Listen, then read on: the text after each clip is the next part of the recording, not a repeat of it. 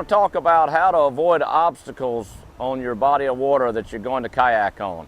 You know, one of the first things you want to do when you get ready to go kayaking is really understand and gather some information on the body of water you intend to explore.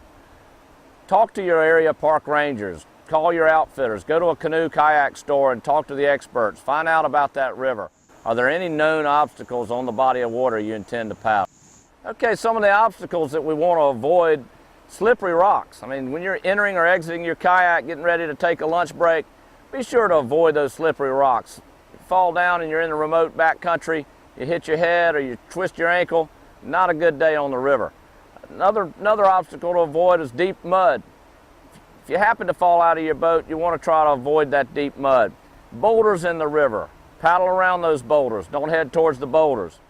One of the most common obstacles that you'll face in a river outing are trees that have fallen off the bank into the river. You might have a low-hanging tree, you might have a low-hanging limb.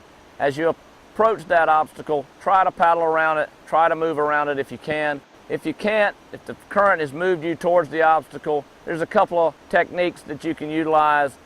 One would be, if moving towards the tree limb, you want to move your body in a forward position. Duck under the tree limb.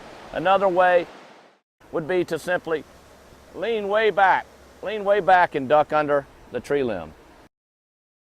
Another obstacle you certainly want to be aware of are trees that are submerged in the water.